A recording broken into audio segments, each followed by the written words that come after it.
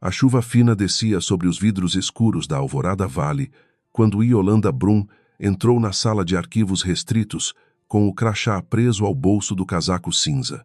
O prédio ainda parecia adormecido, embora fossem quase 7 da manhã, e o silêncio dos corredores tornava mais nítido o ruído de seus próprios passos. Ela havia chegado antes de todos, porque a última conferência de pagamentos não lhe deixara dormir. 3 fornecedores diferentes, 3 notas semelhantes, 3 autorizações assinadas com pressa demais, por mãos que se julgavam invisíveis. Yolanda pousou a pasta sobre a mesa metálica e respirou devagar, como fazia sempre que algo ameaçava romper a superfície, calma que mostrava ao mundo.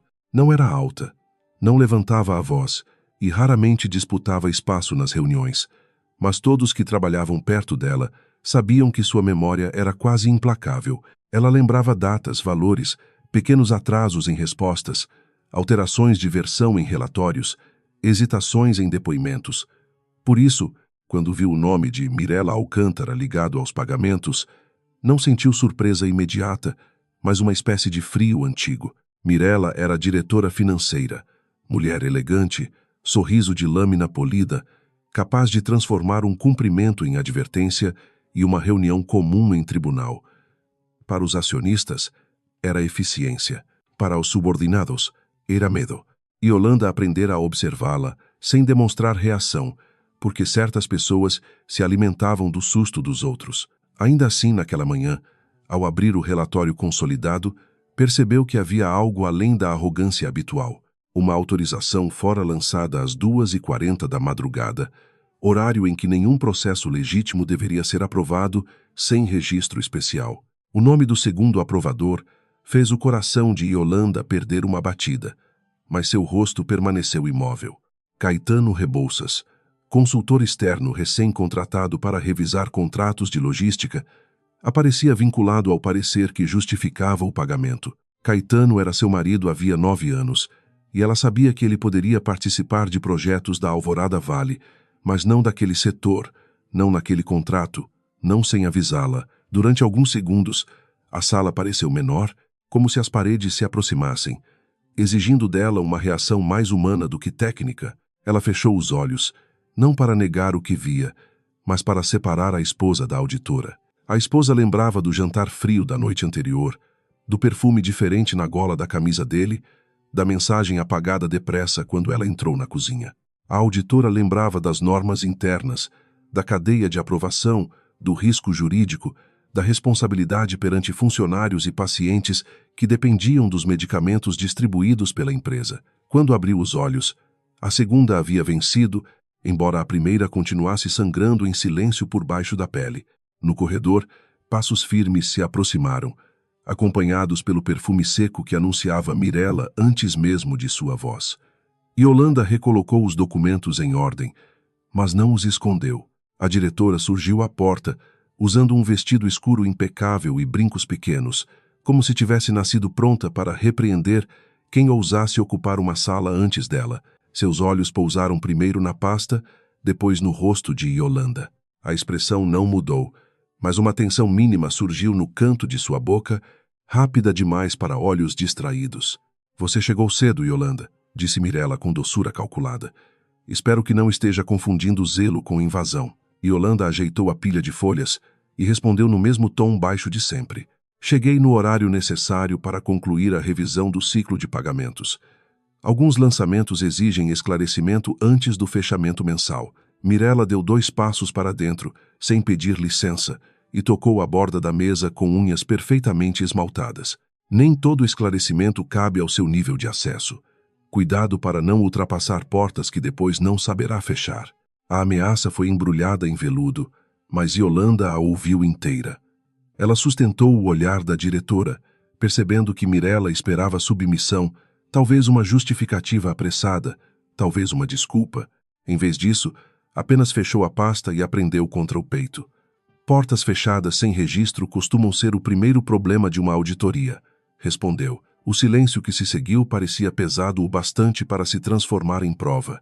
Mirella sorriu, mas seus olhos ficaram duros e, naquele instante, Yolanda entendeu que a descoberta tocara algo vivo. Ao deixar a sala, Yolanda cruzou com Celina Tristão perto da copiadora. A jovem auxiliar administrativa segurava uma bandeja de café com as duas mãos e tinha olheiras fundas, como alguém que vinha dormindo pouco e temendo muito. Quando viu Mirella ao fundo, abaixou o rosto depressa demais. Yolanda notou o gesto e guardou a informação, assim como guardava números e datas.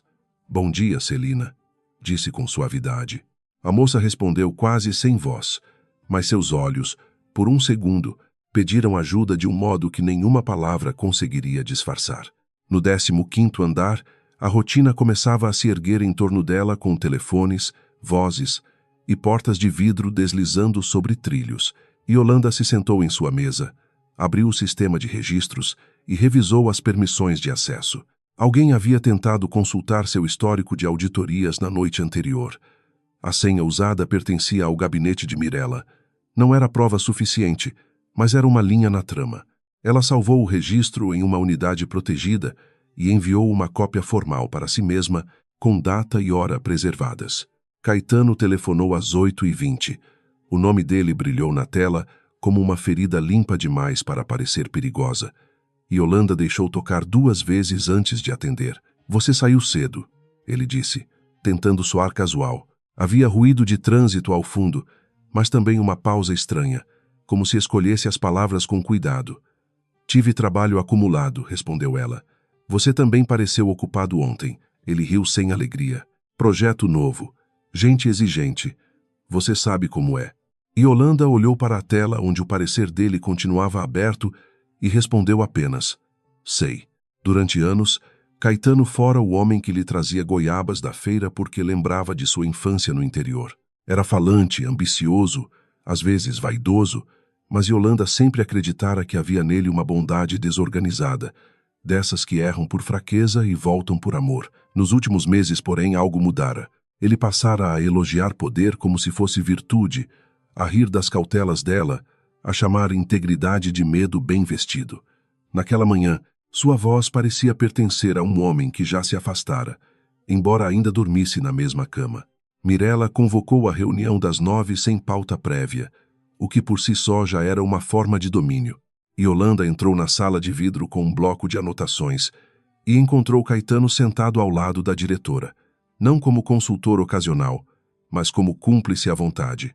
Ele ergueu os olhos, surpreendido por vê-la ali, e desviou depressa. Mirella percebeu tudo. A satisfação discreta em seu rosto foi mais reveladora que qualquer confissão. Na mesa, além deles, estavam 2 gerentes e um coordenador jurídico, todos muito quietos. "Precisamos acelerar a validação dos contratos da Norvale Distribuidora", anunciou Mirella, passando a palavra a Caetano com um gesto íntimo demais. Ele se levantou, ajeitou o paletó e falou sobre eficiência, urgência, oportunidade de mercado. Yolanda escutou sem interromper, marcando cada ponto frágil. A Norvale não tinha histórico robusto, o cadastro fora aprovado em tempo recorde e as garantias pareciam copiadas de outro fornecedor. Quando Caetano afirmou que a auditoria não encontrara impedimento relevante, ela levantou os olhos. Sua voz saiu calma, mas cortou a sala. A auditoria ainda não concluiu essa análise. O rosto de Caetano perdeu cor por um instante. Mirella inclinou a cabeça, fingindo surpresa. "Talvez você não tenha recebido a versão atualizada, Yolanda. A área financeira já considera o risco controlado." Yolanda virou uma página de seu bloco, sem pressa. Risco controlado não é o mesmo que risco inexistente. Há lançamentos pendentes de justificativa e um parecer vinculado a setor inadequado.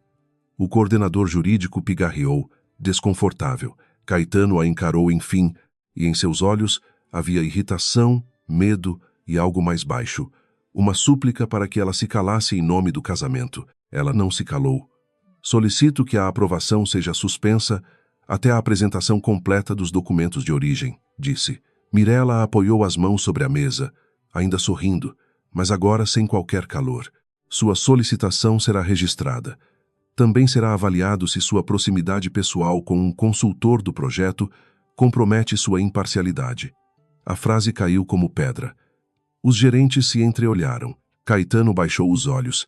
Yolanda sentiu a humilhação tentar subir-lhe ao rosto, mas a conteve. A imparcialidade se demonstra com método, respondeu. E o método exige registro de tudo, inclusive desta observação. Depois da reunião, Caetano a alcançou perto dos elevadores. Seu perfume era o mesmo da camisa da véspera, só que agora misturado ao cheiro metálico do medo. Você não precisava fazer aquilo na frente de todos, murmurou. E Yolanda apertou o bloco contra o corpo. Aquilo era meu trabalho. Ele passou a mão pelos cabelos, gesto antigo que antes a comovia. Você está vendo ameaça onde existe apenas um contrato urgente. Mirella confia em mim. Isso pode abrir portas. Yolanda estudou o rosto dele, procurando o homem que conhecera, e encontrou apenas ambição, tentando se vestir de destino. Desde quando a confiança dela vale mais que a minha? Perguntou. Caetano ficou em silêncio tempo demais. Foi a resposta mais honesta que poderia dar.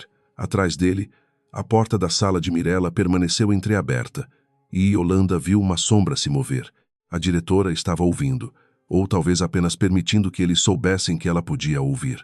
Caetano percebeu o olhar da esposa e endureceu. Não transforme trabalho em drama doméstico, disse mais alto. A crueldade da frase pareceu surpreender-lo depois de dita, mas ele não a retirou.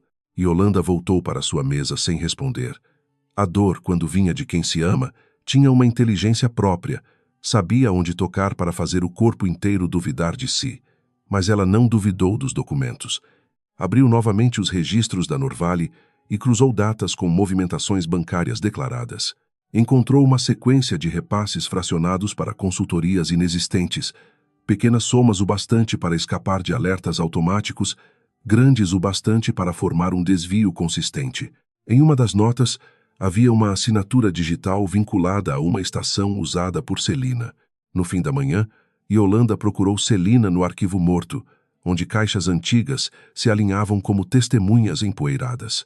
A jovem estava sozinha, colando etiquetas com dedos trêmulos. Celina, preciso perguntar sobre uma nota da Norvale, disse Yolanda. A moça quase deixou a etiqueta cair. Eu só fiz o que mandaram, respondeu antes mesmo de ouvir a pergunta inteira.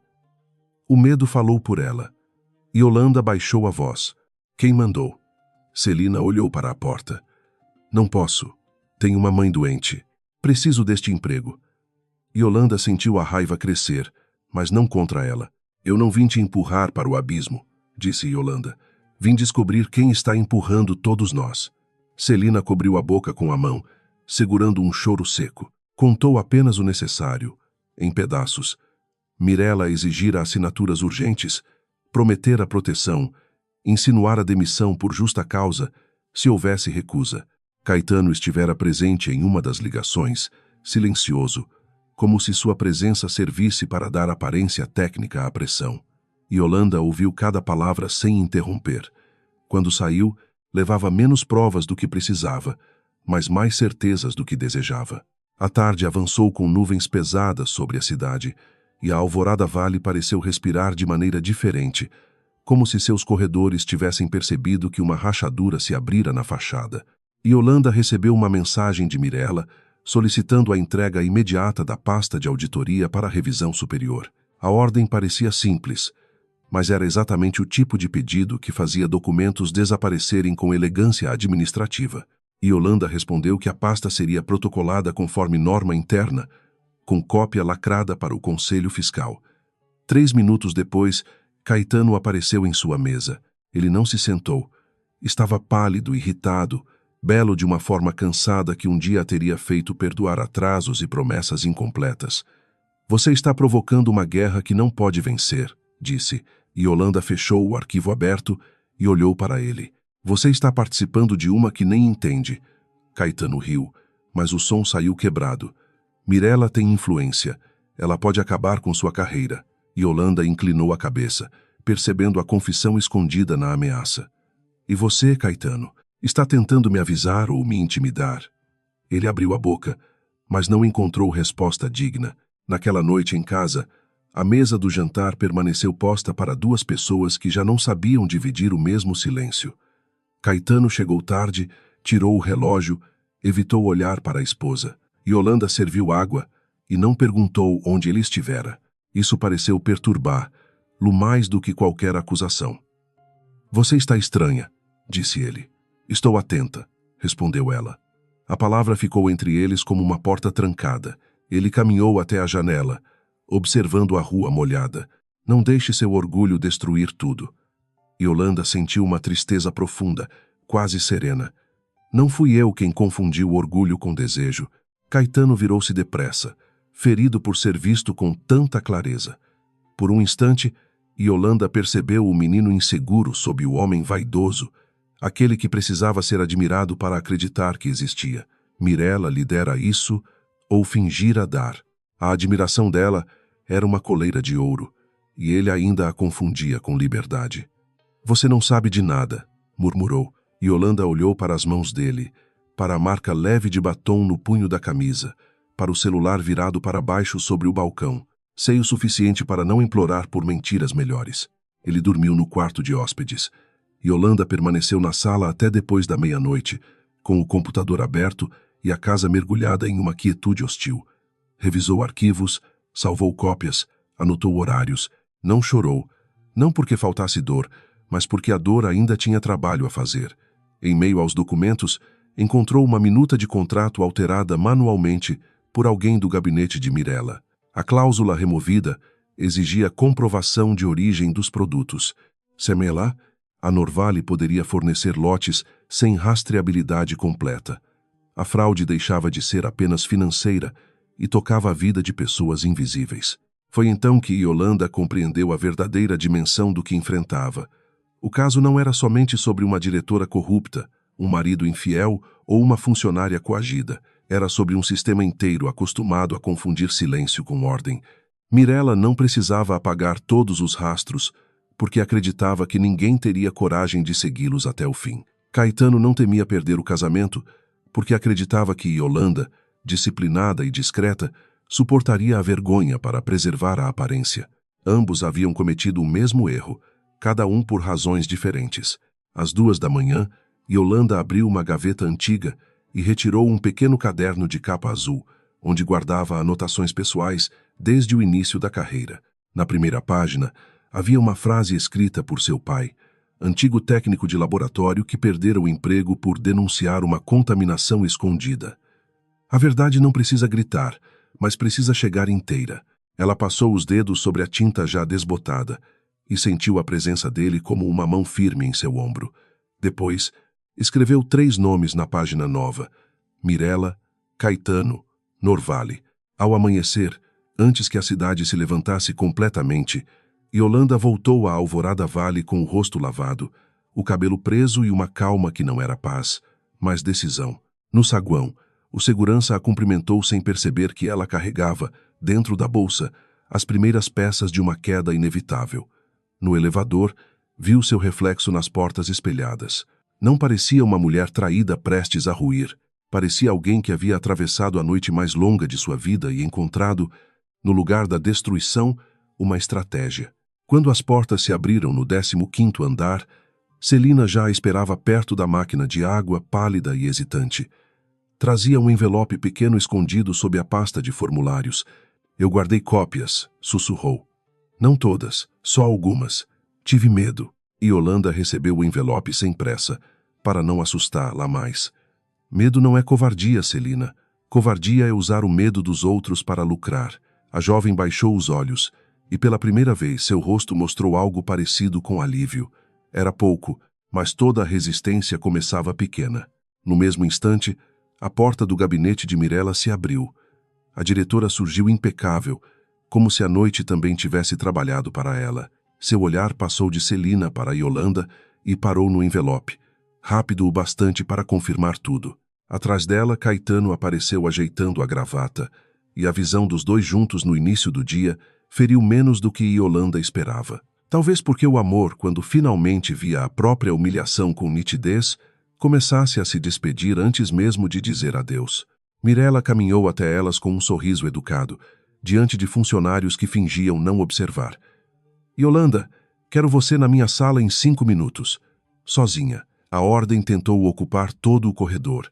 Yolanda guardou o envelope na bolsa e respondeu sem elevar a voz. Estarei lá no horário, com o protocolo aberto. O sorriso de Mirella vacilou. Caetano a encarou como se pedisse, pela última vez, que ela escolhesse o silêncio. Yolanda passou por ele sem desviar o olhar. A guerra havia começado, mas não seria travada no terreno que eles escolheram. Yolanda entrou no gabinete de Mirella com a pasta protocolada apoiada contra o braço esquerdo e o envelope de Celina guardado no fundo da bolsa, entre o caderno azul e as chaves de casa. A sala da diretora tinha janelas amplas, plantas sem uma folha fora do lugar e uma mesa quase vazia, como se a ordem visual pudesse esconder qualquer desordem moral. Mirella não ofereceu cadeira. Ficou de pé diante da vista cinzenta da cidade, deixando que o silêncio crescesse até parecer uma punição calculada. Você anda muito interessada em assuntos que não compreende, disse Mirella, sem se virar. Yolanda permaneceu junto à porta, ereta, serena, sentindo o peso da pasta como se segurasse uma pequena muralha. Compreender é parte do meu trabalho. Registrar também. Mirella soltou uma risada baixa, sem alegria, e voltou o rosto apenas o bastante para mostrar o perfil impecável. O seu trabalho existe porque alguém acima de você permite. Nunca confunda função com poder. Yolanda percebeu que aquela frase não era apenas ameaça, era confissão de filosofia. Mirella caminhou até a mesa e abriu uma gaveta, de onde retirou uma cópia parcial do relatório de auditoria. As páginas estavam marcadas com caneta vermelha, não para corrigir erros, mas para fabricar suspeitas. Há trechos aqui que podem ser interpretados como excesso de zelo, motivado por conflito pessoal. Seu marido participa do projeto, Yolanda. Talvez você esteja reagindo de maneira emocional. A palavra emocional foi pronunciada com veneno delicado. Yolanda pensou em todas as mulheres competentes que haviam sido diminuídas com aquela mesma palavra, usada como algema por pessoas medíocres. Conflito pessoal seria ignorar um risco para proteger meu casamento, respondeu ela. O que estou fazendo é justamente o contrário. Mirella estreitou os olhos, pois esperava vergonha, talvez lágrimas, talvez uma reação que pudesse depois ser descrita em ata como desequilíbrio. Yolanda lhe entregava apenas método. A diretora pousou o relatório sobre a mesa e sorriu. Você fala como se a verdade fosse uma entidade neutra. A verdade pertence a quem consegue sustentar, lá diante dos outros. Yolanda inclinou a cabeça. Então vamos sustentá-la com documentos, não com hierarquia. A conversa terminou sem gritos, mas com uma violência fria que acompanhou Yolanda pelo corredor. Funcionários desviaram os olhos, fingindo revisar planilhas enquanto a notícia se espalhava sem precisar de palavras. Na Alvorada Valley, o medo tinha meios próprios de comunicação. Mirella não precisava dar ordens públicas para que portas se fechassem. Bastava um olhar, um atraso na assinatura, uma mudança súbita na lista de convidados de uma reunião. Yolanda voltou à sua mesa e encontrou seu acesso ao módulo de contrato suspenso para manutenção administrativa. Ela não demonstrou surpresa. Antes de entrar no gabinete, havia exportado os registros necessários e anotado cada protocolo em seu caderno. Abriu o sistema de pagamentos, ainda disponível, e começou a cruzar datas com fornecedores alternativos ligados à Norvale. Os nomes variavam, mas os endereços se repetiam com pequenas alterações. Uma sala comercial que surgia em 3 cadastros, um telefone usado por 2 empresas, uma conta bancária aberta no mesmo mês da aprovação emergencial. O desenho da fraude começava a aparecer como uma cidade vista do alto, cheia de ruas falsas. No meio da tarde, Celina enviou uma mensagem curta, escrita como quem temia que cada letra fosse observada.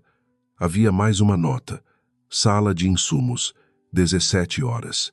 Yolanda apagou a notificação da tela e anotou o horário em código simples no bloco, porque aprendera cedo que confiança não dispensava prudência. Quando ergueu os olhos, viu Caetano do outro lado do vidro, conversando com Mirella perto da recepção executiva. A diretora tocou de leve o braço dele, gesto pequeno demais para ser acidental, íntimo demais para ser profissional. Caetano sorriu para Mirella com uma gratidão quase adolescente, e Yolanda sentiu a tristeza mudar de forma. A dor já não vinha apenas da traição física, embora essa existisse, clara e humilhante. Vinha do reconhecimento de uma fraqueza antiga nele, uma fome de aprovação que ela conhecia e havia tentado proteger durante anos. Mirella não o escolhera por amor, escolhera porque homens vaidosos, quando se sentem finalmente admirados por alguém poderoso, costumam entregar mais do que segredos. Entregam lealdade, prudência, nome e às vezes a própria ruína. Às 17 horas, Yolanda desceu até a sala de insumos, onde o cheiro de papelão, álcool e plástico novo parecia cobrir qualquer vestígio humano. Celina estava entre duas prateleiras, segurando uma prancheta contra o peito. Ela mandou destruir as vias antigas. Sussurrou, sem cumprimentar. Disse que eram versões obsoletas. Yolanda recebeu uma cópia dobrada de um comprovante de entrega. O documento indicava lotes sem rastreabilidade completa, liberados com urgência incomum. Você fez bem em guardar isso, disse Yolanda. Celina respirou como se aquela frase lhe devolvesse um pouco de chão. Não fiz por coragem, confessou Celina. Fiz porque minha mãe usa um dos medicamentos que passam por aqui. Quando vi o nome do lote, pensei nela. Yolanda sentiu um aperto discreto no peito. Até aquele momento, a fraude fora uma sequência de números, assinaturas e violações. Agora tinha o rosto de uma mulher doente, esperando por uma caixa na farmácia, sem saber que alguém transformara a segurança em atalho. Coragem quase nunca começa bonita, respondeu Yolanda. Às vezes começa como medo de deixar alguém morrer por causa do silêncio. Enquanto saíam por portas diferentes, para não chamar atenção, Mirella observava as câmeras de segurança em sua sala. Ela não tinha áudio, mas conhecia a linguagem dos corpos acuados. Celina inclinada, Yolanda imóvel, o papel passando de uma mão à outra. Por um instante, a diretora sentiu a irritação verdadeira romper a superfície de seu autocontrole. Não temia a Yolanda como se teme um inimigo poderoso. Temia o tipo de pessoa que não se compra, não se seduz e não se apressa, porque esse tipo raramente cai nas armadilhas comuns. Mirella chamou Caetano pouco depois e fechou a porta com cuidado. Ele entrou esperando elogio, talvez uma carícia, talvez a confirmação de que sua escolha havia valido o preço. Recebeu uma pasta grossa sobre a mesa. Sua esposa está se tornando inconveniente, disse ela.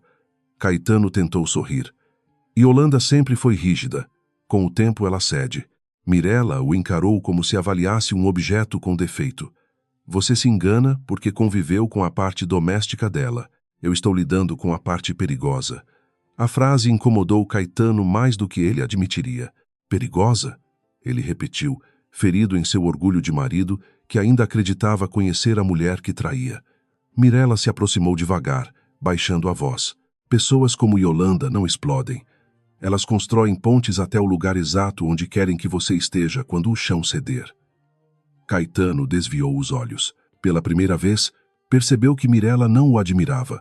Ela o estudava, media sua utilidade, decidia quanto dele ainda servia. Mesmo assim, o desejo de permanecer importante foi mais forte que o alerta. O que você quer que eu faça? Perguntou. Em casa, naquela noite, Yolanda encontrou a mesa limpa e a cama do quarto principal intacta. Caetano ainda não havia chegado. Ela não telefonou, preparou café, abriu o notebook na sala e organizou os documentos em 3 grupos: fraude financeira, violação de rastreabilidade e abuso hierárquico. Cada arquivo recebeu nome neutro, data completa e referência cruzada. Sua formação não permitia saltos dramáticos. Se queria derrubar Mirella, precisaria fazer com que a verdade sobrevivesse a advogados, conselheiros, chantagens e a tentativa previsível de transformar tudo em ressentimento conjugal. Perto das 10, Caetano entrou com a gravata frouxa e o rosto endurecido por uma coragem emprestada. Precisamos conversar, disse. Yolanda não fechou o computador. Sobre nosso casamento ou sobre a Norvale? A pergunta o atingiu como uma luz acesa de repente. Ele deixou as chaves sobre o aparador com força excessiva. Você está misturando tudo. Yolanda virou-se para ele, tranquila demais para o gosto dele. Não fui eu quem levou nosso casamento para dentro de um contrato suspeito. Caetano abriu a boca, fechou, e por um segundo pareceu quase arrependido. O arrependimento, porém, veio fraco e tarde. Mirella disse que você pode arruinar gente que não tem culpa, insistiu ele. Funcionários, projetos, minha carreira. Yolanda observou o modo como ele colocava sua carreira depois de funcionários, tentando parecer nobre. Mirella disse muitas coisas, imagino. O rosto dele corou. Não fale dela como se fosse uma criminosa. A palavra dela ficou suspensa. Yolanda não precisou tocá-la. Eu falo de documentos. Você fala dela. Percebe a diferença? Caetano deu um passo para trás, como se a lógica fosse mais cruel que a acusação. Durante o resto da noite, os dois dividiram a casa como estranhos treinados em civilidade. Caetano tomou banho, caminhou pela cozinha, respondeu mensagens com o corpo voltado para a parede. Yolanda salvou mais uma cópia externa e enviou um resumo criptografado para um endereço antigo, pertencente a Aristeu Nóbrega, advogado que ela conhecera em uma auditoria pública anos antes. Não pediu ajuda formal, apenas escreveu que talvez precisasse de orientação sobre preservação de provas. Depois fechou a tampa do notebook e percebeu que as mãos tremiam levemente. Só então permitiu-se respirar. Na manhã seguinte, a retaliação veio sob a forma de gentileza institucional. Yolanda recebeu um convite para uma reunião de alinhamento de conduta, com presença de recursos humanos e do jurídico interno. O texto dizia que a empresa valorizava a transparência e o bem-estar de suas equipes, frase que, naquele contexto, soava como pano branco sobre lâmina. Ela imprimiu o convite, protocolou o recebimento e guardou uma cópia.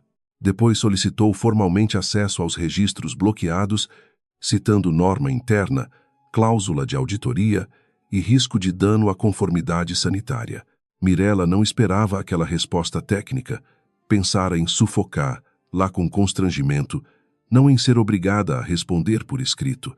Seu primeiro impulso foi ordenar que ignorassem o pedido, mas o coordenador jurídico, homem cauteloso chamado Sálvio, alertou que a recusa poderia parecer obstrução. Mirella odiou a palavra parecer porque compreendia seu poder. Nem sempre era necessário ser culpada para perder apoio.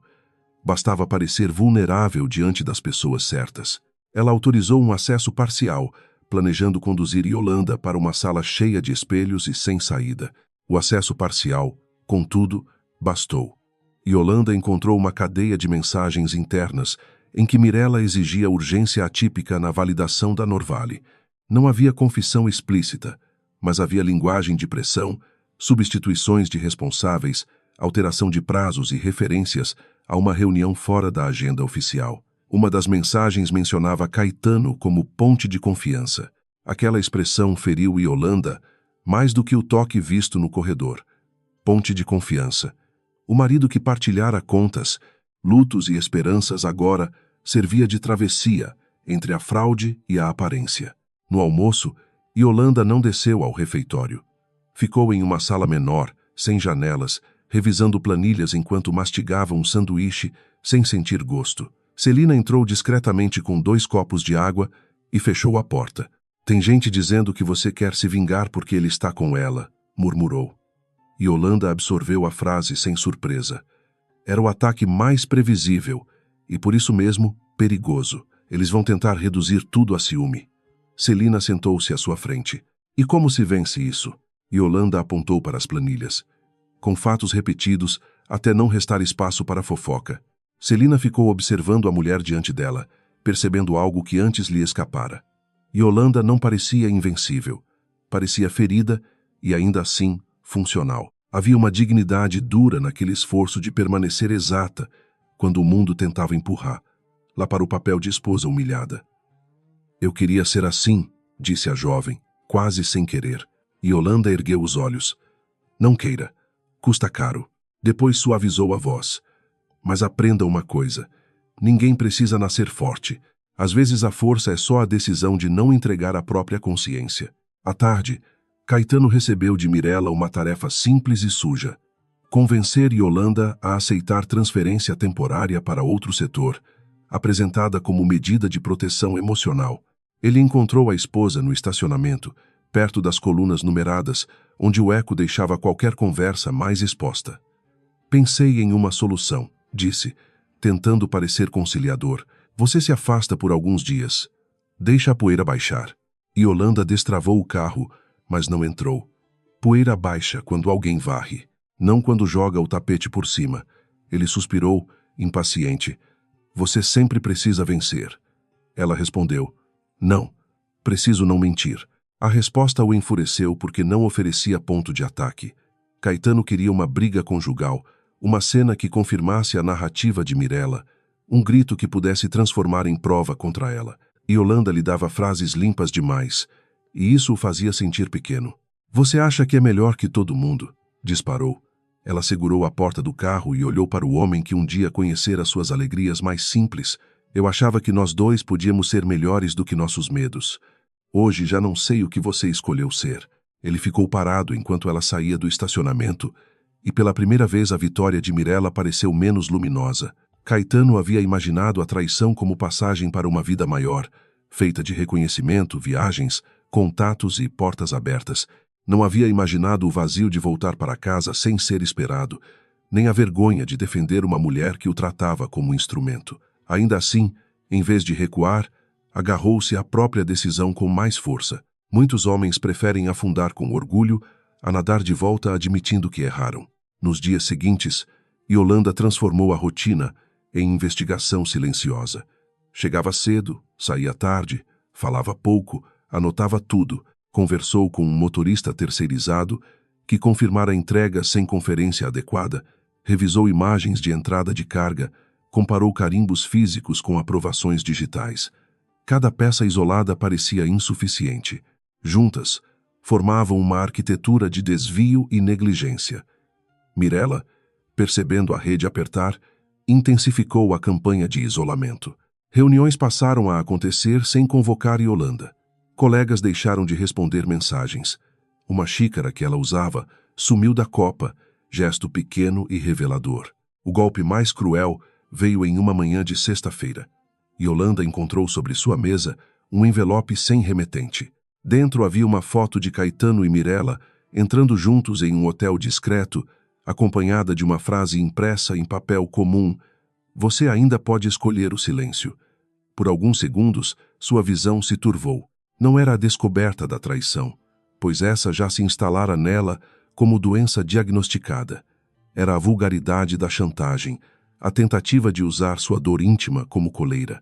Ela dobrou a foto com cuidado e guardou no caderno azul. Quando Celina a viu mais tarde, percebeu que algo havia mudado. Yolanda não parecia abatida, mas havia em sua calma uma qualidade nova, quase mineral. "Aconteceu alguma coisa?" perguntou. Yolanda olhou para o corredor vazio.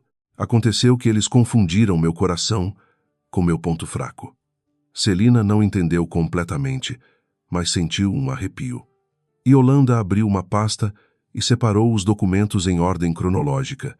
Depois escreveu um memorando formal solicitando reunião com o comitê de ética, usando uma linguagem tão precisa que cada frase parecia preparada para sobreviver a um incêndio. Mirella recebeu a notícia antes do fim do expediente e, por um raro instante, perdeu a máscara diante de Sálvio. "Ela não vai parar", disse, apertando os dedos contra a mesa. O jurídico manteve a prudência. "Talvez seja melhor cooperar parcialmente." Mirella ergueu os olhos, ofendida pela sugestão de limite. Cooperar é o verbo dos fracos quando começam a perder. Mas, quando ficou sozinha, observou a cidade escurecendo além da janela e sentiu um desconforto que não admitiria nem a si mesma. Yolanda não estava correndo, estava cercando. Naquela noite, Caetano voltou tarde mais uma vez, mas encontrou a sala iluminada e Yolanda sentada à mesa, sem computador, sem papéis, apenas esperando. A ausência de documentos o deixou mais inquieto do que qualquer prova visível. "Precisamos falar", disse ela. Ele tirou o paletó devagar. "Agora você quer falar?" Yolanda indicou a cadeira à frente. "Não sobre ela, sobre você." Caetano hesitou, depois sentou-se, talvez movido por culpa, talvez por cansaço. Ela observou suas mãos, a aliança ainda no dedo, e sentiu que aquela imagem merecia luto. "Em algum momento você pensou em me contar a verdade?" perguntou. A pergunta era tão simples que Caetano não conseguiu encontrar uma mentira elegante. Passou a mão pelo rosto e olhou para a mesa. "Eu pensei que fosse terminar antes de virar isso." Yolanda fechou os olhos por um segundo. A frase continha egoísmo, covardia e uma sinceridade insuficiente. "Virar isso", repetiu ela. "Isso é uma fraude que pode colocar pessoas em risco. Isso é uma chantagem contra funcionários. Isso é você usando nosso casamento como escudo para gente corrupta." Caetano levantou-se atingido. Eu não sabia de tudo. Yolanda também se levantou, mas sem pressa. Não saber de tudo não inocenta quem escolhe não perguntar. Ele caminhou até a janela, respirando forte. A cidade brilhava lá fora, indiferente. Mirella disse que era só uma disputa interna, que você queria derrubá-la. Yolanda sentiu uma tristeza quase compassiva. E você acreditou porque era mais confortável do que acreditar em mim. Caetano ficou em silêncio. Pela primeira vez, não havia defesa pronta, apenas o ruído distante dos carros e a verdade ocupando a sala. Yolanda não pediu confissão, não pediu promessa, não pediu amor. Pegou uma pequena mala que havia preparado no quarto e colocou sobre o sofá. Você vai dormir fora esta noite. Caetano virou-se, surpreso, como se ainda imaginasse possuir algum direito automático à permanência. Esta também é minha casa. Yolanda segurou a alça da mala. Era nossa casa enquanto havia respeito mínimo dentro dela. Hoje eu preciso de um lugar seguro para pensar. A firmeza em sua voz não deixava espaço para negociação. Ele pegou a mala, humilhado e furioso, mas saiu. Depois que a porta se fechou, Yolanda finalmente chorou. Chorou sem som, apoiada na parede do corredor. Não pela perda de Caetano apenas, mas pela versão de si mesma que acreditara ser possível salvar aquele amor com paciência. A mulher que chorava ali não era menos forte, era apenas humana. Quando as lágrimas cessaram, ela lavou o rosto, abriu o caderno azul e escreveu uma nova linha abaixo dos 3 nomes. Comitê de Ética, segunda-feira, 9 horas. Sob essa frase, acrescentou outra, mais íntima e definitiva. Não negociar com quem usa a dor como arma. Na manhã de segunda-feira, ao chegar à Alvorada Vale, Yolanda encontrou seu crachá recusado pela catraca principal. O segurança, constrangido, pediu que ela aguardasse. Alguns funcionários diminuíram o passo, atraídos pelo espetáculo discreto de uma queda anunciada. Celina apareceu no fundo do saguão, pálida. Mirella desceu pelo elevador executivo acompanhada de Sálvio e de 2 representantes de recursos humanos. Seu sorriso era controlado, quase gentil. Yolanda, disse ela diante de todos, surgiram inconsistências graves ligadas ao seu uso de informações confidenciais. Precisamos conversar imediatamente. Yolanda segurou a pasta contra o peito e compreendeu que o próximo ataque havia começado. A recusa do crachá pareceu pequena aos olhos de quem passava pelo saguão, mas Yolanda entendeu a violência inteira daquele gesto. Não era apenas uma barreira eletrônica, era uma encenação cuidadosamente preparada para transformá-la, diante de colegas e curiosos, de auditora rigorosa em suspeita constrangida. Mirella aguardava alguns passos à frente, com a postura impecável de quem já havia ensaiado cada palavra. Sálvio mantinha uma pasta junto ao peito, enquanto os representantes de recursos humanos exibiam a expressão neutra de quem chamava punição de procedimento.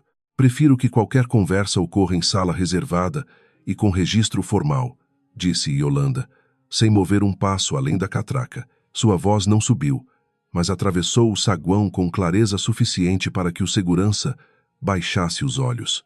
Mirella sorriu, inclinando a cabeça como quem tolerava uma criança teimosa. Naturalmente, a empresa presa pela transparência. Yolanda percebeu o erro no verbo, pequeno deslize que a diretora corrigiu tarde demais com um aperto dos lábios. Mesmo em vantagem, Mirella odiava ser observada com precisão. Na sala de reuniões do térreo, sem janelas, a acusação foi apresentada como se já fosse sentença.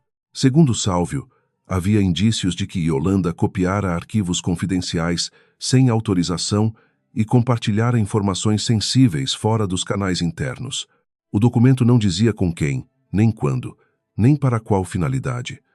Usava expressões largas, feitas para cobrir a falta de prova com fumaça administrativa. Yolanda pediu a palavra, leu cada página devagar e notou que o relatório mencionava exatamente os arquivos que ela havia protocolado antes do bloqueio de acesso. Esses registros foram preservados por dever funcional, afirmou ela. A norma interna exige cópia de segurança quando há risco de adulteração de evidências. Mirella apoiou os cotovelos na mesa, gesto raro nela, talvez sinal de impaciência verdadeira. Você está tentando transformar uma violação em virtude. Yolanda virou a última página e pousou o relatório diante de si. Não, Estou pedindo que a empresa indique qual cláusula proíbe a preservação de evidências em investigação de integridade. Sálvio desviou o olhar por uma fração de segundo. Bastou para ela compreender a fragilidade do golpe. A decisão veio já pronta. Yolanda seria afastada preventivamente por prazo indeterminado, sem acesso aos sistemas, enquanto a empresa apurava sua conduta. O comunicado falava em preservação do ambiente corporativo. Mirella falava em responsabilidade. Recursos humanos falava em cuidado. Todos usavam palavras limpas para descrever a tentativa de silenciar uma mulher inconveniente. Yolanda assinou apenas o recebimento, acrescentando de próprio punho que discordava da caracterização dos fatos e solicitava cópia integral dos logs que fundamentavam a acusação. O silêncio após essa linha escrita valeu mais que qualquer protesto. Ao sair da sala, escoltada por uma analista constrangida, Yolanda viu Celina parada perto dos elevadores. A jovem parecia à beira de correr, mas permaneceu imóvel, os dedos fechados em torno de uma pasta fina. Yolanda não podia falar com ela ali. Bastou um olhar. Celina entendeu que não deveria se aproximar, e esse pequeno recuo talvez a tenha protegido.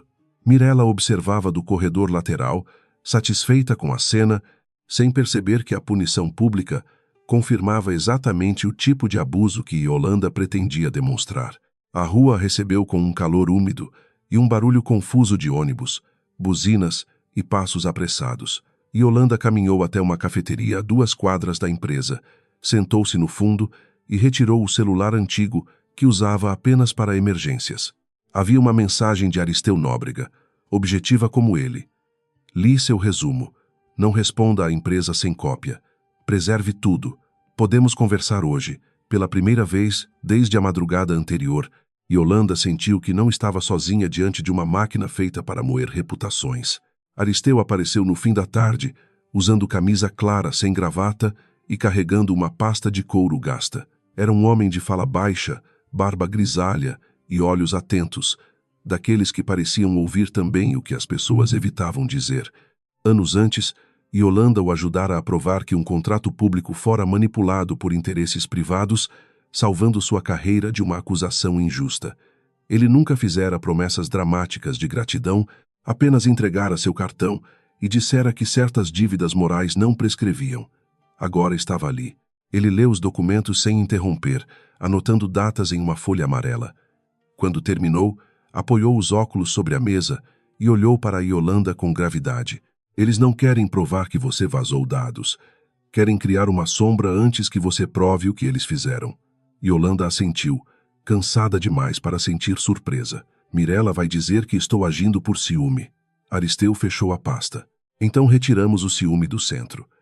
O caso precisa ser apresentado como risco documental, sanitário e de governança, nessa ordem. A palavra governança soou seca, quase fria, mas Yolanda agradeceu a frieza. Havia momentos em que a linguagem técnica funcionava como ponte sobre águas emocionais profundas. Ela contou sobre Caetano sem detalhes íntimos, apenas o necessário para demonstrar conflito de interesses e possível cooptação. Aristeu ouviu sem curiosidade vulgar. Ele pode ser cúmplice, testemunha ou ambos, disse, mas não será seu eixo. Seu eixo é a prova. Yolanda olhou pela janela da cafeteria e viu a cidade acender luzes como se nada tivesse se partido dentro dela. Na Alvorada Vale, Mirella reuniu sua pequena rede antes do fim do expediente.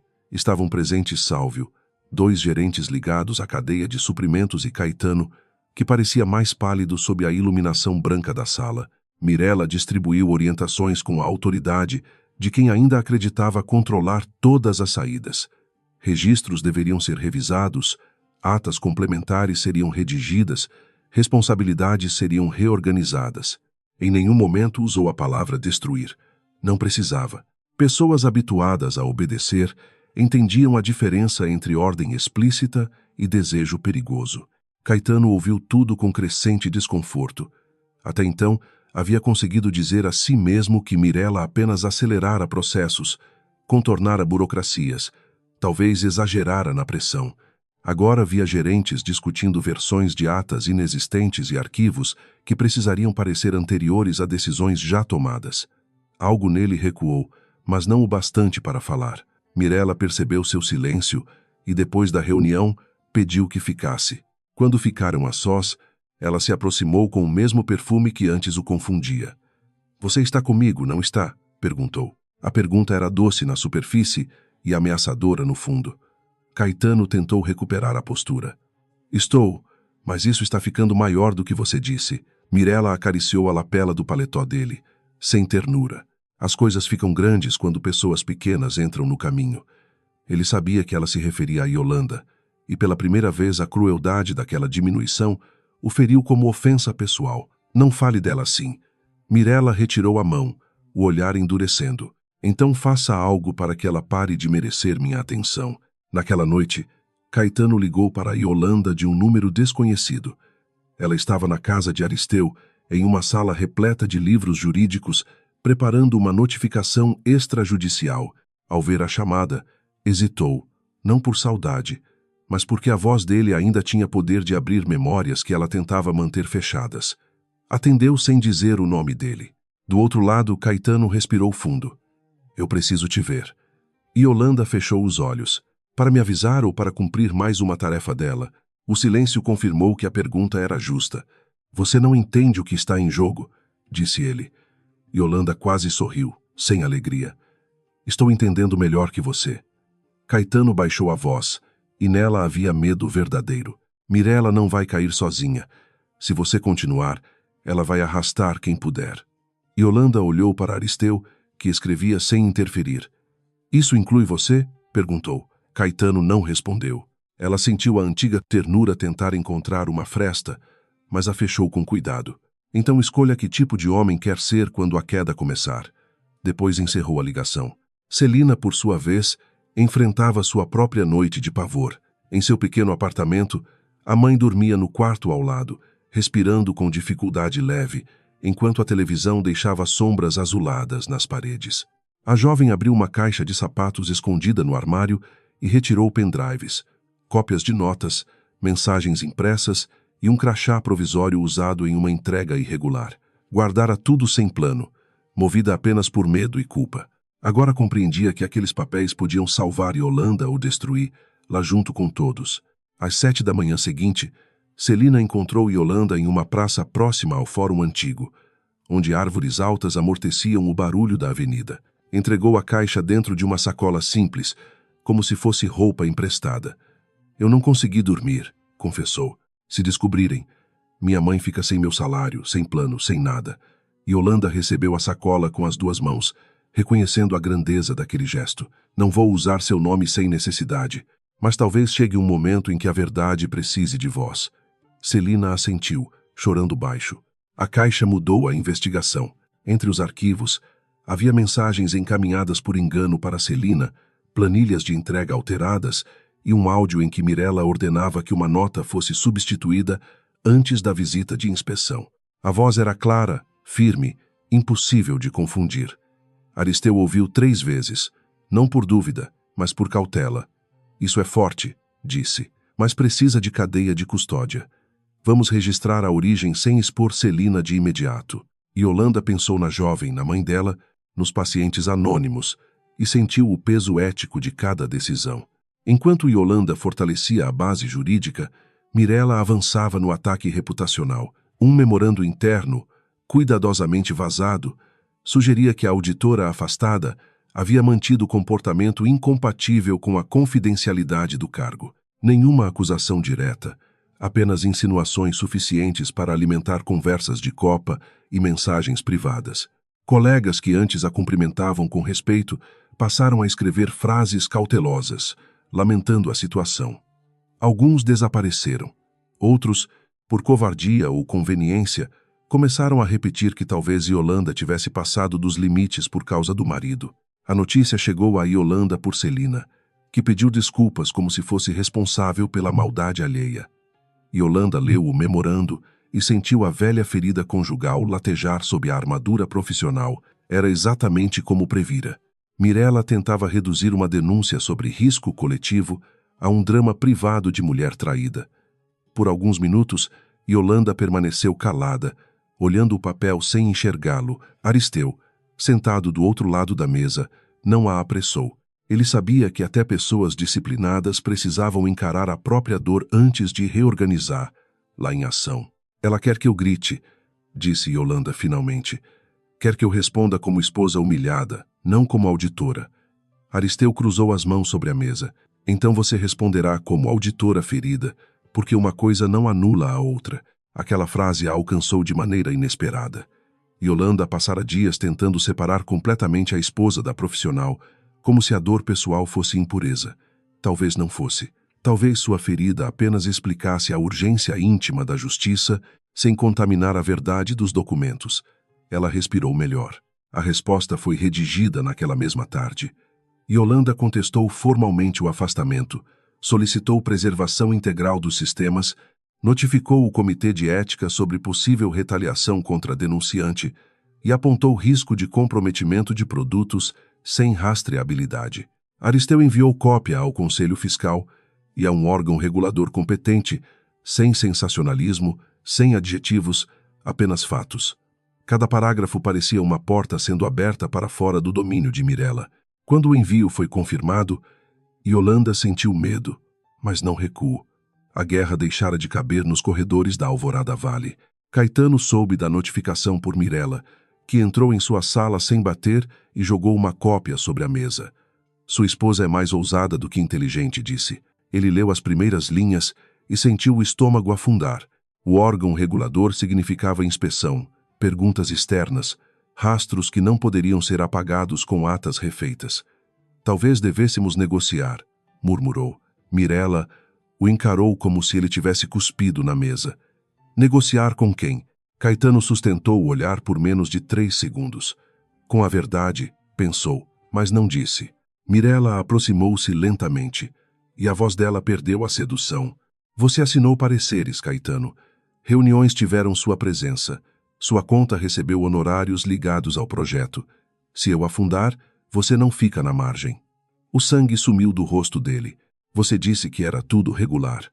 Ela sorriu de maneira quase cansada, e você quis acreditar.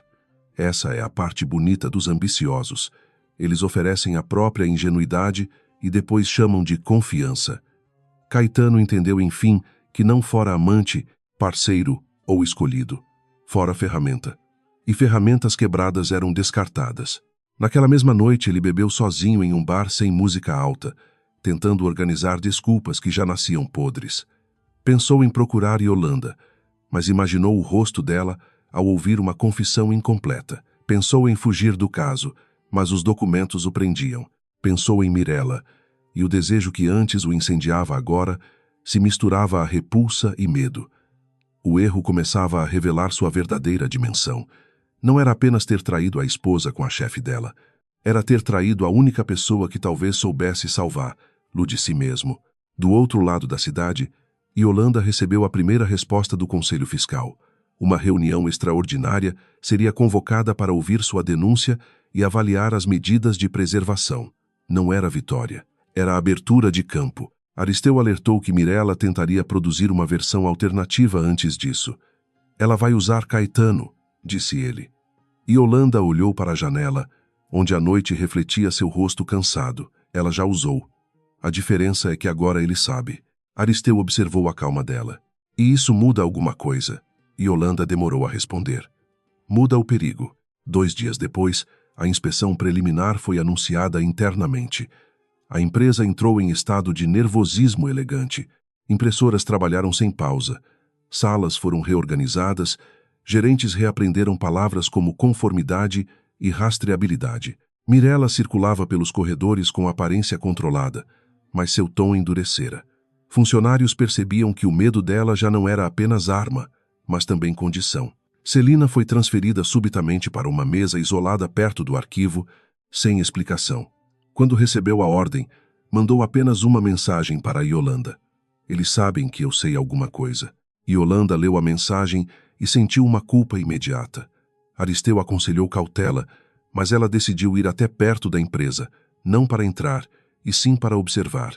Ficou em um carro estacionado à distância, vendo funcionários saírem em grupos pequenos. Celina apareceu por volta das 18, carregando a bolsa junto ao corpo. Um homem do setor de suprimentos caminhava alguns passos atrás, falando ao telefone enquanto mantinha os olhos nela. Yolanda fotografou a cena, não para dramatizar, mas para registrar a intimidação. Depois ligou para Celina e pediu que fosse direto à casa de uma tia. Naquela noite, a tensão atravessou todos os lados do conflito. Celina desapareceu temporariamente do alcance de Mirella. Aristeu preparou uma petição de proteção contra a retaliação. O Conselho Fiscal confirmou data para a oitiva. Caetano, esmagado entre medo e culpa, abriu uma pasta antiga no computador e encontrou mensagens que provariam sua própria imprudência, mas também a manipulação de Mirella. Ficou diante da tela por quase 1 hora. Apagar seria fácil, salvar seria perigoso. Enviar a Yolanda seria talvez a primeira atitude honesta em meses, mas honestidade tardia cobra juros altos. À meia-noite, Yolanda recebeu um arquivo de remetente desconhecido. O título era simples: Ponte de Confiança. Ela abriu em equipamento seguro, seguindo as orientações de Aristeu. Dentro havia mensagens entre Caetano e Mirella, versões de contrato e um calendário de reuniões não registradas. Não havia pedido de perdão, nem explicação, nem assinatura. Ainda assim, ela reconheceu o padrão de organização dele, a maneira como nomeava documentos quando tinha medo de esquecê-los. Por um instante, sua mão parou sobre o teclado. A prova chegara com o cheiro amargo do arrependimento. Yolanda não chorou. Salvou os arquivos, registrou o recebimento, enviou cópia a Aristeu e depois ficou sentada no escuro da sala. O gesto de Caetano não desfazia a traição, não limpava sua participação, não devolvia as noites perdidas, nem a confiança quebrada, mas alterava o tabuleiro. Mirella perdera o controle completo sobre sua ferramenta mais vaidosa. Em algum lugar, talvez em um quarto de hotel ou em um apartamento vazio, Caetano começava a compreender que o maior erro de sua vida não fora desejar poder, fora confundi-lo com amor. Na manhã da oitiva preliminar, Yolanda vestiu um terninho azul escuro e prendeu o cabelo com a mesma simplicidade de sempre. Ao se olhar no espelho, viu olheiras, cansaço e uma firmeza que não nascera da ausência de dor, mas da recusa em obedecer. Lá, na mesa, o caderno azul estava aberto na frase do pai. A verdade não precisava gritar. Ela tocou a página, fechou o caderno e saiu. Do outro lado da cidade, Mirella também se preparava, convencida de que ainda poderia dobrar pessoas pelo medo. Nenhuma das duas sabia que, naquela reunião, Caetano apareceria sem ser convocado. A sala do conselho ficava no último andar da Alvorada Vale, acima dos corredores onde o medo costumava circular com crachá e sorriso educado. Naquela manhã, as janelas amplas deixavam entrar uma luz branca, quase severa, que tornava cada rosto mais exposto. Yolanda chegou acompanhada de Aristeu, trazendo 2 pastas lacradas, o caderno azul e uma serenidade que alguns confundiram com frieza. Mirella já estava sentada à direita do presidente do conselho, perfeita em seu terno claro, como se a própria elegância pudesse servir de defesa. Caetano apareceu 5 minutos antes do início, sem ter sido anunciado, e sua presença deslocou o ar da sala. Yolanda o viu entrar com os ombros rígidos, os olhos fundos e uma pasta simples presa contra o peito. Mirella também o viu, e pela primeira vez naquela guerra seu rosto revelou uma rachadura perceptível. Durou pouco, mas bastou. O presidente do conselho, Venceslau Dorna, perguntou quem o havia convocado. Caetano respondeu com voz rouca que vinha como testemunha voluntária. Yolanda não desviou o olhar dele, mas também não ofereceu perdão. A reunião começou com a leitura formal das acusações contra Yolanda, porque Mirella insistira que a conduta da auditora precisava ser examinada antes de qualquer denúncia. Salvio apresentou a narrativa com cautela, evitando afirmações definitivas, mas sugerindo que havia uso indevido de informações internas, conflito conjugal e risco de vazamento. Yolanda escutou sem interromper. O método dela era permitir que a mentira caminhasse inteira até revelar o próprio peso. Quando recebeu a palavra, não falou de dor, casamento ou humilhação. Abriu a primeira pasta e colocou sobre a mesa uma linha do tempo. Esta sequência começa 42 dias antes da aprovação emergencial da Norvale, disse ela. Cada data está vinculada a um documento preservado, a um registro de acesso e a uma alteração de responsabilidade. Sua voz era baixa, mas todos se inclinaram para ouvir. Mirella manteve o queixo erguido, fingindo tédio, embora seus dedos pressionassem a caneta com força crescente. Yolanda mostrou que fornecedores distintos usavam endereços repetidos, contas abertas no mesmo período e justificativas copiadas. Não havia drama em suas palavras, apenas uma arquitetura de fatos ocupando a mesa. Um dos conselheiros, homem de cabelos brancos chamado Honório, perguntou por que os alertas automáticos não haviam bloqueado os pagamentos. Yolanda virou uma página e apontou para autorizações fracionadas abaixo dos limites de revisão obrigatória. Os valores foram divididos de modo a evitar barreiras internas. A prática se repete em 3 ciclos. Mirella sorriu, recuperando a postura. Isso prova falha operacional, não intenção. Empresas complexas sofrem distorções quando funcionários ansiosos interpretam padrões sem contexto. Yolanda assentiu, como se a resposta já estivesse prevista. Por isso trouxe o contexto. Ela exibiu as mensagens em que Mirella exigia urgência, alterava responsáveis e removia exigências de rastreabilidade. As telas foram projetadas sem exagero visual, cada uma acompanhada de origem, data e preservação. Aristeu permaneceu ao lado, atento à cadeia de custódia, intervindo apenas para esclarecer que cópias haviam sido remetidas ao órgão regulador após indícios de retaliação. O presidente do conselho ficou mais sério. Mirella então atacou a fronteira emocional, como Yolanda esperava. Estamos ignorando que essa senhora foi traída pelo próprio marido e deseja punir todos ao redor? A frase atravessou a sala com brutalidade polida. Caetano fechou os olhos, como se recebesse um golpe que ajudara a preparar. Alguns conselheiros se mexeram desconfortáveis, e Yolanda sentiu a dor antiga levantar a cabeça, mas não lhe deu comando. Meu casamento não assinou contratos, respondeu. Meu sofrimento não alterou cláusulas. Minha vergonha não fracionou pagamentos, nem coagiu subordinados. Se desejam discutir minha vida pessoal, discutiremos depois. Agora estamos diante de risco financeiro, sanitário e institucional. O silêncio seguinte não foi vazio. Foi a sala reconhecendo uma ordem moral mais firme que a hierarquia. Mirella percebeu que a acusação emocional não bastara e mudou de estratégia. Passou a culpar gerentes, analistas, a própria pressa do mercado, até mesmo falhas antigas herdadas de administrações anteriores. A cada deslocamento, Yolanda respondia com datas. Quando Mirella citou um gerente de suprimentos, Yolanda mostrou uma mensagem em que ele pedia mais prazo e recebia negativa direta.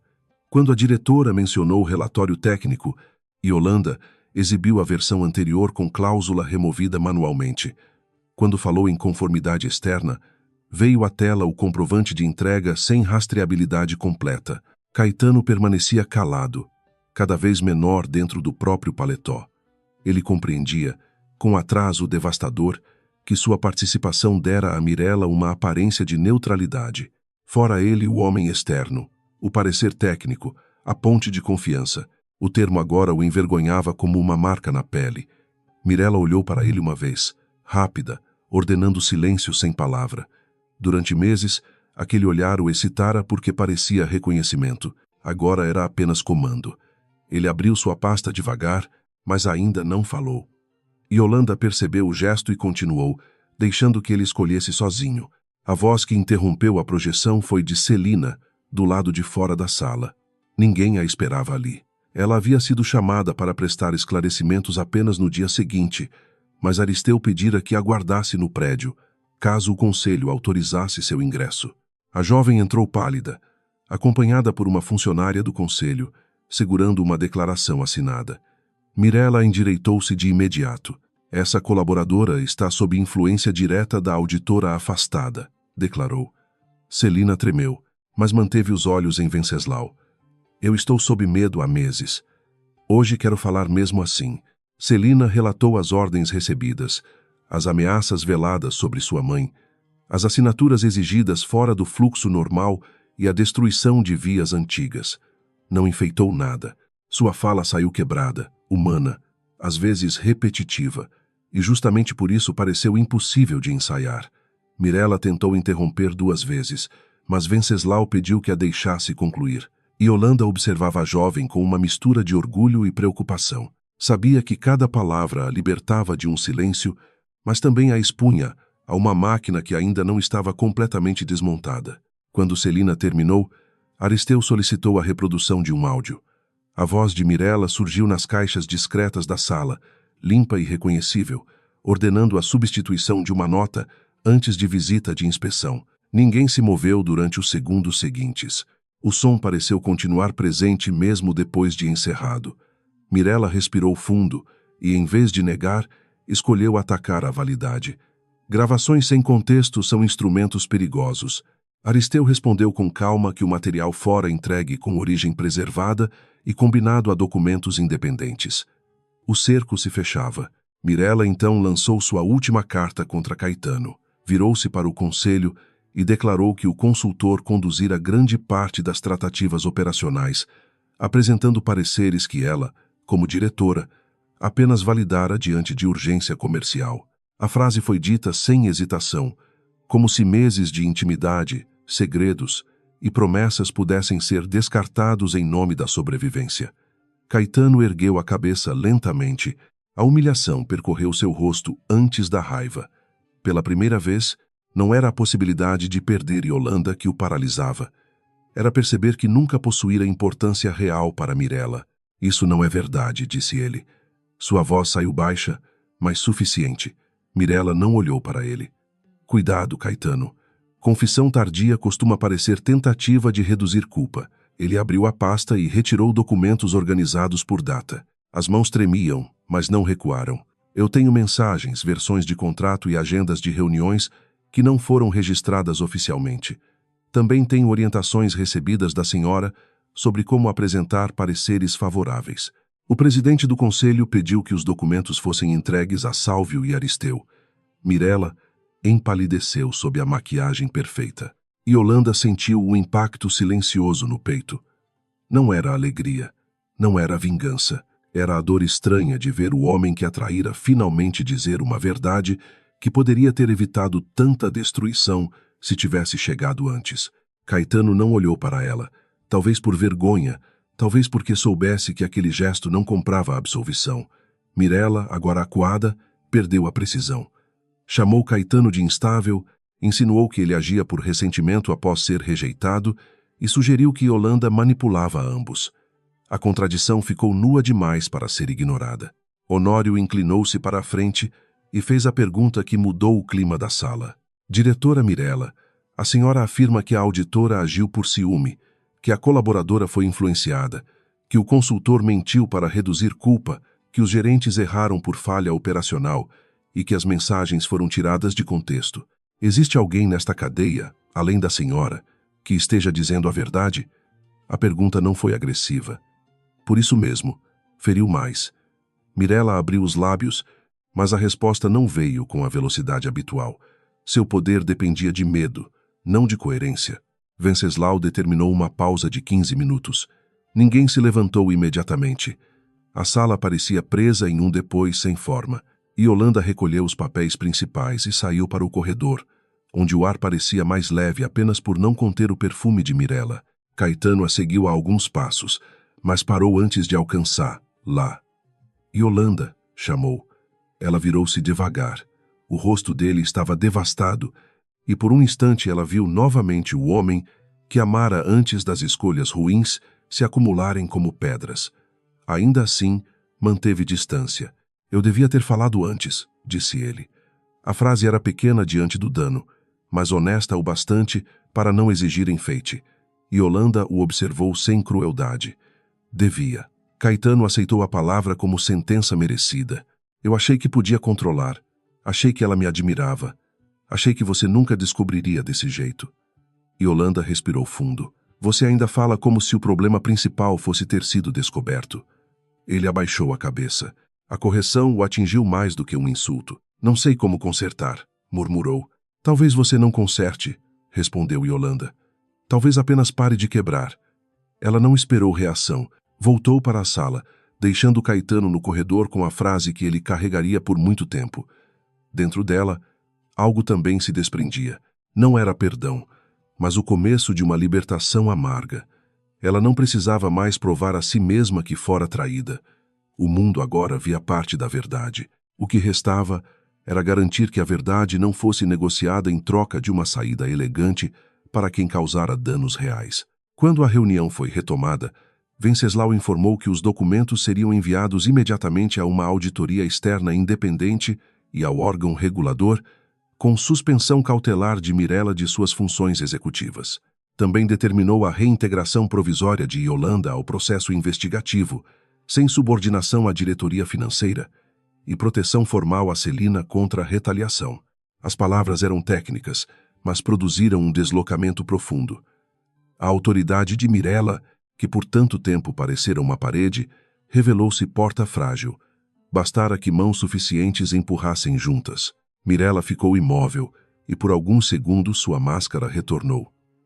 Os senhores estão cometendo um erro que custará caro à empresa, disse ela, com voz firme demais. Venceslau respondeu que caro já custara a negligência. Sálvio, até então cuidadoso em excesso, evitou os olhos dela. Esse pequeno abandono pareceu doer mais que a decisão formal. Mirella recolheu sua bolsa e passou por Yolanda sem olhar diretamente. Você acha que venceu? Murmurou. Yolanda respondeu no mesmo volume. Não, acho que finalmente alguém começou a perder o medo. A notícia percorreu a empresa antes mesmo do fim do dia. Funcionários que haviam baixado os olhos por semanas agora espiavam portas entreabertas, tentando compreender como uma diretora tão poderosa saíra escoltada por procedimentos que antes usava contra outros. Yolanda voltou ao 15º andar acompanhada por uma representante do conselho.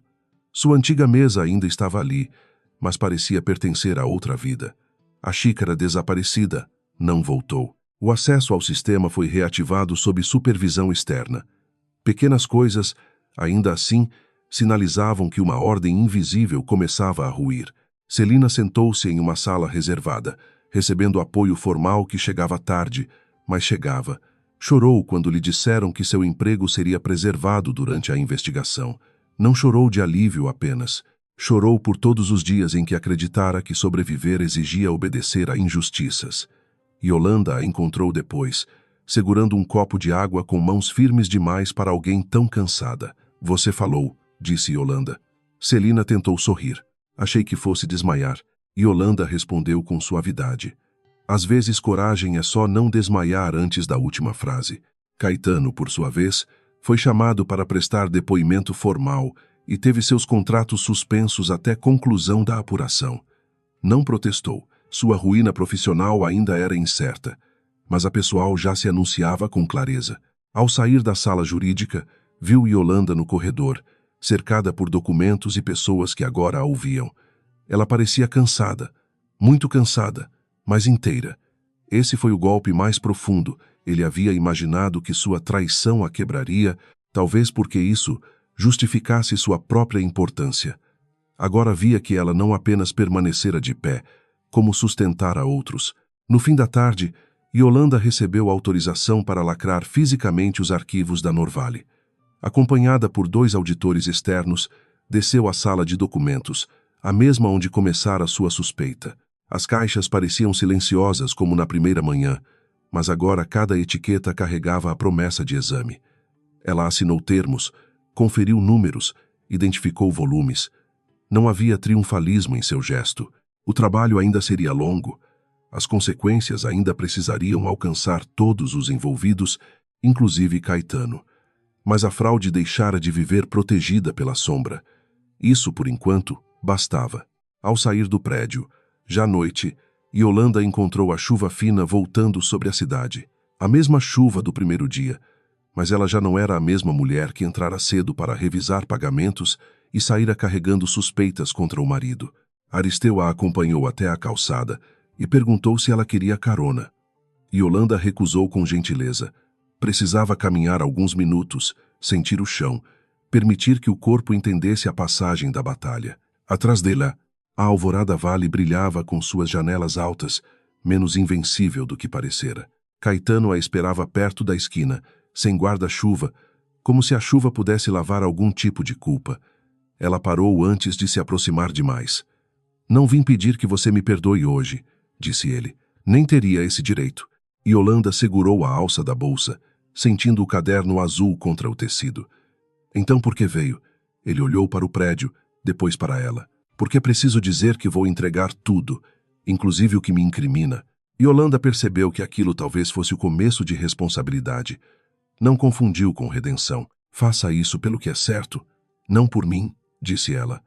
Caetano assentiu, e a chuva escorreu por seu rosto como uma tristeza atrasada. Yolanda seguiu pela calçada sem olhar para trás. A noite não lhe oferecia paz, mas oferecia direção. Mirella caíra do lugar onde se julgava intocável. Caetano começava a encarar o tamanho do próprio erro. Celina recuperava a voz, e a empresa teria de escolher entre esconder cicatrizes ou aprender com elas. Para Yolanda, porém, a decisão mais difícil ainda estava por vir, e ela sabia que seria tomada longe da sala do conselho. A manhã seguinte à queda cautelar de Mirella não trouxe alívio imediato para a Alvorada Vale. Trouxe silêncio, e o silêncio, depois de tantos meses de medo, parecia uma poeira grossa pousando sobre mesas, crachás e corredores. Funcionários falavam baixo, como se ainda esperassem que a antiga diretora surgisse de alguma porta de vidro para punir um olhar mais demorado. Yolanda caminhou pelo 15º andar sem pressa, consciente de que a exposição da verdade era apenas o começo. Sistemas precisariam ser reabertos, contratos revisados, responsabilidades assumidas, e nenhuma dessas tarefas cabia em uma vitória fácil. Ela foi instalada provisoriamente em uma sala neutra, sem vista privilegiada, mas com acesso independente ao conselho e aos auditores externos. A mesa tinha apenas um computador, 2 cadeiras e uma luminária antiga que lançava luz amarelada sobre os documentos. Yolanda gostou da simplicidade. Depois de semanas cercada por encenações de poder, aquela sala parecia honesta em sua falta de brilho. Ao abrir a primeira caixa lacrada da Norvale, sentiu o cansaço pesar nos ombros, mas também uma serenidade estranha. A fraude já não sussurrava debaixo da empresa. Agora precisava responder em voz alta. Nos dias seguintes, a investigação confirmou quase tudo que Yolanda havia previsto e revelou camadas que nem ela conhecia. A Norvale era parte de uma rede de empresas criadas para inflar custos, mascarar entregas incompletas e empurrar responsabilidades para funcionários de menor hierarquia. Alguns lotes foram bloqueados antes de chegar ao público, outros exigiram rastreamento urgente, e o órgão regulador iniciou procedimentos próprios. O dano financeiro era grave, mas o risco humano pesava mais. Cada relatório lembrava a Yolanda que a corrupção nunca era abstrata. Em algum ponto, ela sempre tocava uma vida vulnerável. Mirella tentou reagir por meio de advogados agressivos, notas cuidadosamente redigidas e contatos antigos no mercado. Afirmou que era vítima de perseguição, que havia sido traída por subordinados incompetentes e que Yolanda confundira mágoa conjugal com zelo profissional. Mas a força de sua narrativa diminuía a cada documento validado por peritos externos. O áudio, as mensagens, as versões de contrato e os depoimentos formavam um muro que nem sua elegância, nem sua arrogância conseguiam atravessar. Pela primeira vez em muitos anos, Mirella descobria que influência não apagava tudo, apenas adiava o encontro com a consequência. Caetano cumpriu o que prometera e entregou arquivos que o incriminavam. Seu depoimento foi longo, irregular, cheio de pausas e vergonhas. Admitiu que aceitara pagamentos ligados ao projeto, que apresentara pareceres favoráveis sem verificar todas as bases técnicas e que mantivera relação íntima com Mirella enquanto participava de decisões sensíveis. Não tentou parecer inocente, o que talvez tenha sido sua primeira escolha minimamente digna. Ainda assim, cada palavra chegava tarde demais. A verdade podia reduzir danos futuros, mas não tinha o poder de devolver ao passado a prudência que ele vendera por vaidade. Yolanda leu a transcrição do depoimento em casa, sentada à mesa, onde tantas vezes havia esperado o marido voltar. A casa parecia maior, desde que Caetano saíra. As cadeiras permaneciam nos mesmos lugares, os quadros ainda pendiam nas mesmas paredes, mas algo essencial havia se retirado do ambiente. Não era apenas a presença dele, era a ilusão de segurança. Ao terminar a leitura, ela fechou a pasta devagar e percebeu que já não procurava justificativas entre as frases. A dor continuava ali, mas deixara de exigir explicação para existir. Caetano pediu para encontrar, lá em uma tarde de sábado, longe da empresa, em uma praça onde haviam caminhado no início do casamento. Yolanda quase recusou, mas aceitou porque sabia que algumas portas precisam ser fechadas olhando-se de frente. Ele chegou antes, usando uma camisa simples, sem o relógio caro que Mirella costumava elogiar. Parecia mais velho, não pelos dias passados, mas pela queda de uma máscara que o sustentara durante anos. Quando Yolanda se aproximou, ele se levantou depressa, como alguém que já não sabia qual gesto tinha direito de fazer. "Obrigado por vir", disse ele. A frase soou pequena, e ele pareceu perceber. Yolanda sentou-se no banco, mantendo um espaço entre os dois. "Não vim para recomeçar uma conversa antiga. Vim para encerrar uma parte dela." Caetano assentiu, olhando as árvores. "Eu sei." Por um momento nenhum dos dois falou. Crianças corriam perto do chafariz, vendedores chamavam clientes, e a vida continuava com uma indiferença quase generosa. Yolanda sentiu que aquele cenário comum era adequado. Grandes perdas nem sempre mereciam cenários grandiosos. Às vezes bastava um banco de praça. Caetano respirou fundo. "Eu não vou pedir que você esqueça. Seria covardia. Também não vou dizer que fui enganado, porque eu quis ser enganado quando isso me favorecia." Yolanda ouviu sem interromper. Havia uma honestidade dolorosa naquela fala, mas ela sabia que honestidade tardia podia ser confundida com moeda de troca. "Mirella me fez sentir importante", continuou ele, "e eu gostei mais disso do que da vida real que construímos. Quando percebi o preço, já tinha ajudado a destruir muita coisa." Ele olhou para ela enfim. "Inclusive você." Yolanda sentiu a palavra atravessar um lugar sensível, mas não aceitou sua forma. "Você não me destruiu", respondeu. "Você me feriu. São coisas diferentes." Caetano fechou os olhos, absorvendo a correção. "Eu mereço perder você." Ela observou suas mãos, agora sem arrogância, e pensou no homem que amara, no homem que ele escolhera ser, e no homem que talvez estivesse tentando se tornar. "Perder não é a palavra certa", disse. "Eu não sou um objeto que você deixou cair. Eu estou escolhendo sair." A diferença pareceu finalmente alcançá-lo. Ele perguntou se havia algum caminho, não para apagar, mas para reconstruir. Yolanda não respondeu imediatamente. Durante semanas, imaginara essa pergunta com raiva, depois com tristeza, depois com uma calma quase vazia. "Existe caminho para você se reconstruir", disse. "Existe caminho para reparar o que puder reparar na investigação.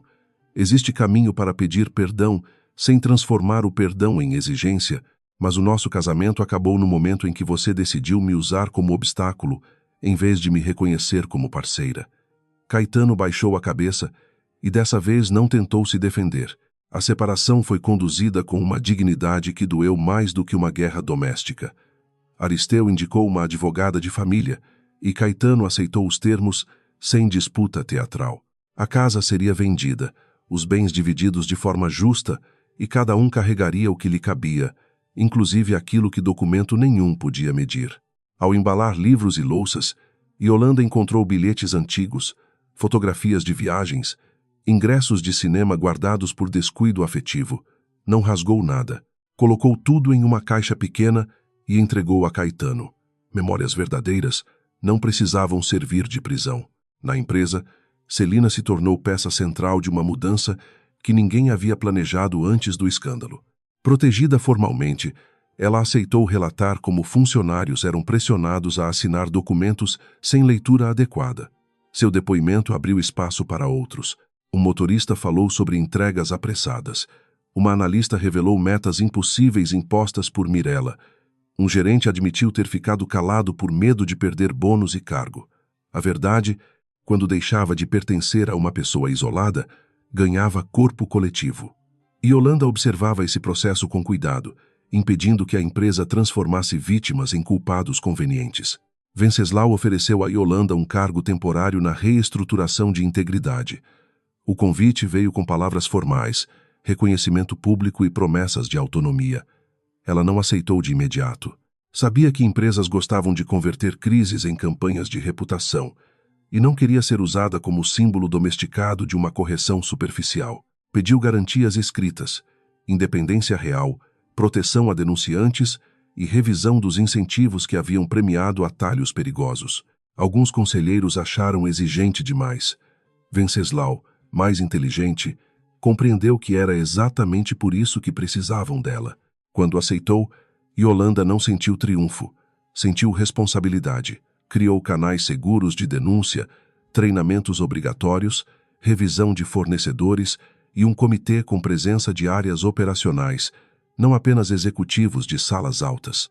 Insistiu para que Celina participasse de um grupo consultivo interno depois de se sentir preparada. A jovem recusou no início, ainda assustada com a própria exposição, mas aos poucos encontrou firmeza. Um dia, ao final de uma reunião, disse que queria estudar gestão de riscos. Yolanda sorriu, pequena e sinceramente. Algumas reparações começavam assim, quase sem barulho. Mirella foi afastada definitivamente após a conclusão preliminar da auditoria independente. Parte dos documentos seguiu para autoridades competentes, e seus aliados mais próximos responderam conforme o grau de participação. Ela saiu da empresa sem discurso, sem despedida pública, sem a multidão obediente que antes a acompanhava com olhos baixos.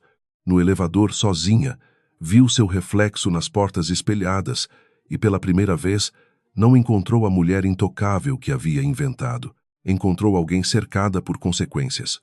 Ainda tentou odiar Yolanda, mas no fundo sabia que sua queda fora construída por suas próprias escolhas. Caetano perdeu contratos, prestígio e a facilidade com que antes circulava entre gabinetes. O processo contra ele seguiu com atenuantes por cooperação, mas sua reputação profissional ficou marcada. Em vez de fugir para uma nova encenação, procurou trabalho menor, longe dos salões onde havia confundido admiração com valor. Escreveu a Yolanda uma carta meses depois. Não pediu volta. Contou que estava fazendo terapia, que havia pedido desculpas a Celina por tê-la intimidado com sua presença silenciosa, que ainda acordava algumas noites, lembrando a frase dela na calçada. Faça isso pelo que é certo, não por mim. Yolanda leu a carta uma vez e guardou sem responder imediatamente. Depois de 3 dias, enviou apenas uma mensagem curta, dizendo que esperava que ele continuasse assumindo o que lhe cabia. Não escreveu saudade, não escreveu perdão, não escreveu ódio. Descobriu que havia uma liberdade profunda em não precisar representar nenhum desses extremos para tornar sua decisão legítima. O amor que existira não exigia reconciliação para ter sido real. A traição que acontecera não exigia rancor eterno para ter sido grave. Entre uma coisa e outra, ela escolhia caminhar. Meses depois, a Alvorada Vale publicou novas diretrizes de integridade e abriu uma revisão ampla de sua cadeia de fornecedores. Houve quem chamasse aquilo de exagero, custo desnecessário, trauma institucional. Yolanda ouviu as críticas sem surpresa. Toda a cultura do atalho sente saudade do tempo em que ninguém lhe cobrava mapa. Mas também houve funcionários que agradeceram em silêncio, que passaram a perguntar antes de assinar, que entenderam que procedimento não era inimigo da eficiência quando vidas dependiam de precisão. A mudança não era perfeita, mas já não cabia debaixo do tapete. Em uma tarde clara, Celina levou a mãe à empresa para buscar documentos do plano de saúde regularizado. A mulher, frágil, mas sorridente, quis conhecer Yolanda. Agradeceu com palavras simples, sem compreender completamente os relatórios, as atas e as cadeias de custódia que haviam protegido medicamentos como o dela. Yolanda segurou suas mãos e disse que muitas pessoas tinham ajudado. Era verdade. Mesmo assim, quando Celina se afastou com a mãe pelo corredor, Yolanda sentiu uma emoção difícil de nomear. Nem toda justiça cura tudo, mas algumas impedem que feridas se multipliquem. No último dia antes de se mudar para um apartamento menor, Yolanda voltou sozinha à antiga casa. Os cômodos vazios devolviam ecos de uma vida que havia terminado sem desaparecer por completo. Ela caminhou pela sala, tocou a parede onde ficavam as fotografias, abriu a janela para deixar entrar o vento. Não chorou dessa vez. Havia chorado o suficiente quando a dor precisava atravessá-la. Agora sentia apenas uma gratidão severa por ter sobrevivido sem se tornar cruel. Pegou o caderno azul sobre o balcão e escreveu uma última linha naquela etapa. A verdade chegou inteira, mas eu também. Ao fechar o caderno, Yolanda compreendeu que aquela frase não pertencia apenas ao caso, nem ao casamento, nem ao nome de Mirella marcado em relatórios oficiais. Pertencia à mulher que havia sido subestimada por falar baixo, por amar com paciência, por trabalhar sem espetáculo. Caetano cometera o maior erro de sua vida ao trair a esposa com a chefe dela, mas o erro mais profundo fora acreditar que Yolanda precisaria ruir para que ele se sentisse poderoso. Ele descobrira tarde demais que certas mulheres silenciosas não são frágeis. São tempestades escolhendo o momento exato de atravessar a cidade. No novo apartamento, a primeira coisa que Yolanda colocou sobre a mesa foi o caderno azul. Depois veio uma xícara branca, comprada por Celina como presente simples, com um bilhete dizendo que Coragem também precisava de café. Yolanda riu sozinha ao ler. Lá fora, a cidade seguia barulhenta, imperfeita, cheia de gente errando, mentindo, recomeçando. Ela não se imaginava invulnerável. Não queria ser, queria apenas viver sem negociar a própria consciência para caber no medo de outra pessoa. Ao anoitecer, acendeu a luminária e abriu a janela. O ar entrou limpo, e pela primeira vez em muito tempo, a solidão não pareceu castigo. Pareceu espaço,